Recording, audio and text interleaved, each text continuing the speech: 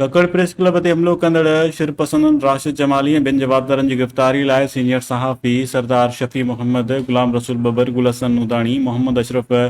रियाज़ नाइज, अलन खान नाइज, अब्दुल जब्बार ब्रह्माणी, अमीर हसन मल्हा, असगर मल्हा, अब्दुल रज़ाक हिंगोरो, गुलाम नबी नाइज, दूर मोहम्मद करल ऐं ॿिनि सहाफ़ियुनि पारां प्रेस क्लब ककड़ अॻियां एहतजाजी मुज़ाहिरो कयो वियो।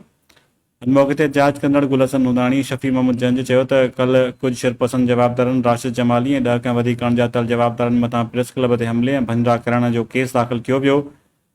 पर हिन महिल ताईं जवाबदार जेके आहिनि मुख्य उहे जेको आहे गिरफ़्तार न थी सघिया आहिनि। सहाफ़ियुनि खे धमकियूं ॾियण जो सिलसिलो बि जारी आहे, जंहिंसां प्रेस क्लब जे समूरनि सहाफ़ियुनि में ताव पखेड़ियल आहे। सहाफ़ी गैर महफ़ूज़ बणियल आहिनि। असीं SSP दादू तोड़े वसवरनि खां मुतालबो कंदे प्रेस क्लब ते हमले में मुलज़िम मुख्य जवाबदारनि खे गिरफ़्तार करे सहाफ़ियुनि खे तहफ़ुज़ फ़राहम करण सां गॾोगॾु